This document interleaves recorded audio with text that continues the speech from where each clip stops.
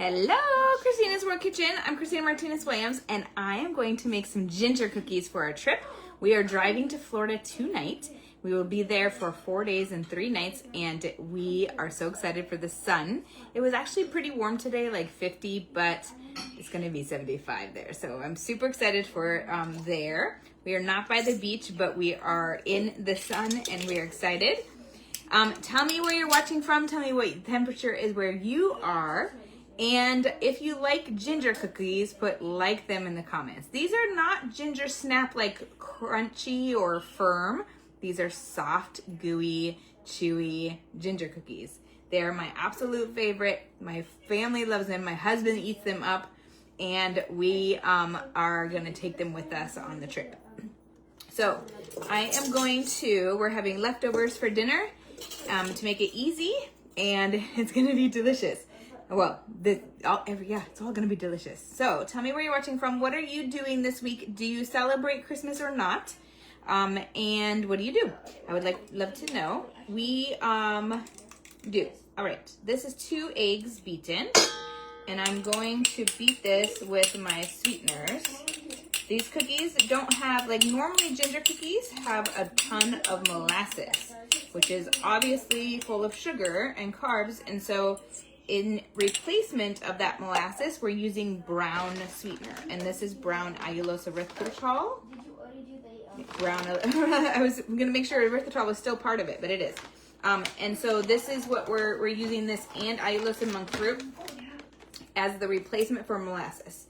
So it's gonna seem like a lot, but if you look at recipes for ginger cookies, like the ginger cookies I used to make, I just converted it to be this recipe because they were so good, but they were full of molasses and regular flour and sugar, other sugar. All right, so before I do that, I'm going to add 12 tablespoons of butter. 12, this makes a lot of cookies. So you could, for sure, half this recipe and still have a lot of cookies. You can always freeze, though. If you make them in this quantity, you can always freeze them. So I'm going to actually whip this together. This is 2 eggs and 12 tablespoons of butter. We are almost packed and almost ready to go. We're leaving sometime tonight before midnight. All right, here is this kind of like thick paste. Now we're going to add our sweeteners. So I'm adding 2 cups of the brown. So this is going to be, these are half cups just because it's easier to get it into this smaller bag. So that's 1, here's 1 full cup. And then another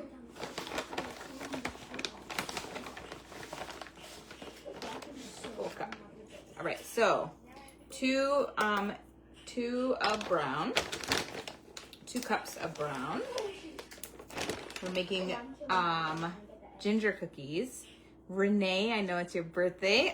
Happy birthday to Renee, who's a follower on here. So now you're gonna see how this is like adding, it's like the substitute for molasses.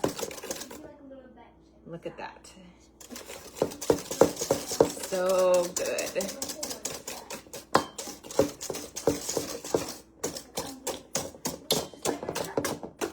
Okay, woo! Now we're going to add 3/4 cup of allulose monk fruit. I'm using this Impact brand, which I love. And they've recently made it into a powder form versus completely granular, which I also love for baking. So that's a 1/2 cup.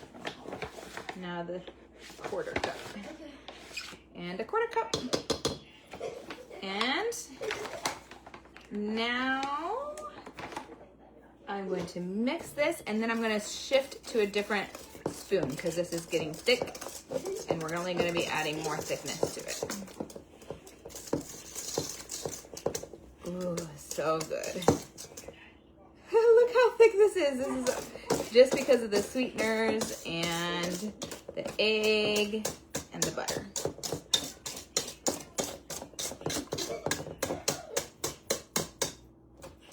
All right, now I'm going to get all this out of here so I'm not mixing any of it. And I am going to now add, oh, I think I might have forgotten one ingredient to put out here on the counter. Let me look back. I didn't. Okay. I thought maybe I had vanilla extract in my recipe, but I don't. All right.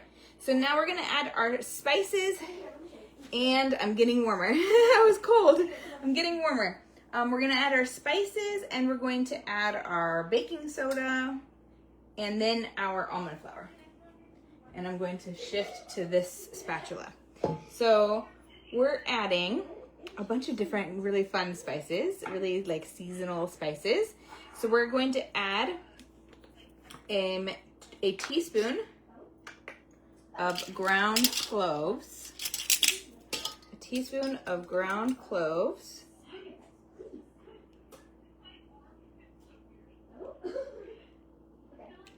and then we're going to add a tablespoon, okay, I'm forgetting. We're gonna add 4 teaspoons of ginger powder. If you want it to be extra gingery, then do 5.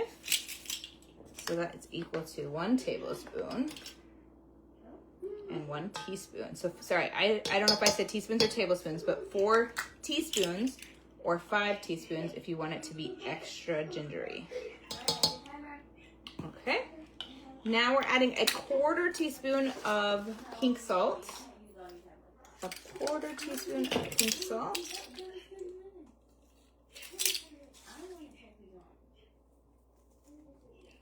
And then I just have to double check. Oh, cinnamon and cloves. But I want to make sure I'm telling you the exact right amount. Okay, so 1.5 tablespoons of cinnamon. 1.5 tablespoons. I have a new cinnamon. 1.5 tablespoons. So here's my 1.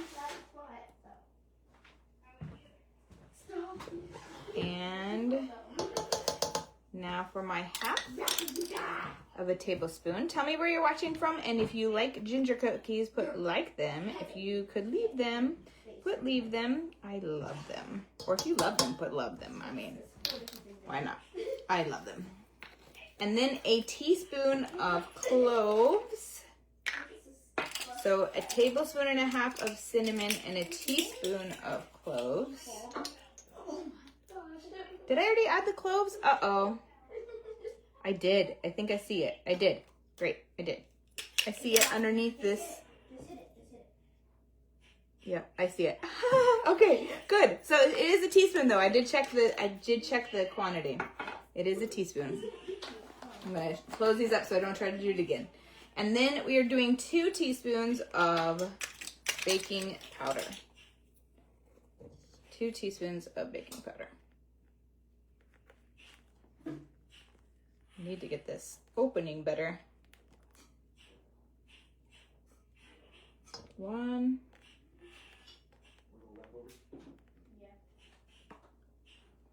2. 2 teaspoons of baking powder. You can have that soup if you want. The photo bomber. He really likes these cookies too. Are these ginger cookies? Yes. They are ginger cookies. So what are we talking about? Nothing. We're talking about ginger cookies. What do you want to talk about? Desserts for Christmas. Ooh, okay. So I find that these ginger cookies are the best because they're low carb. No. Yes, they are. Mm-hmm. Low carb, low sugar. Well, no, they don't have any sugar. They don't have anything that spikes your blood sugar. See? So why not eat the cookies? Right? You know, you can eat a bunch of them, which I do. And, so you know, making a bunch. They're healthier for you. Mm-hmm. And they even have protein because they have almond flour in them. Oh, yeah. And Win-win. It is. So you're going to have to try them. Make sure you share this video too. Like, heart, share. And make sure to try them because they are so good. Yeah, bye from Joe. Okay. That's it. Now we have now we have our, what do you call it? We have our almond flour, which is a lot of it. So this is going to be 4.5 cups of almond flour. It is a lot of almond flour. So I'm gonna do my 1/2 cup first, which I already have this 1/2 cup. I'm just gonna use this one. 1/2 cup. And then I'm done with the 1/2 cups. Now we're gonna do the full cups. I'm gonna do 1 or 2 at a time, I think. 2 at a time. So there's 1, 2, and I have 2 more to go.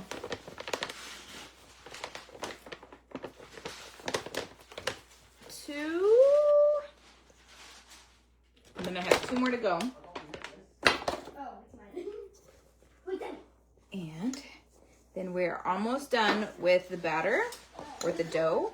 It's definitely dough. And then we're going to, all we have to do is just make balls. These will separate a little bit, like expand. So you do want to put them a little bit apart. If they just happen to touch each other, then you just cut them, make little squares and cut them, or circles, or however you want. You are going to preheat your oven like mine is to 350 degrees.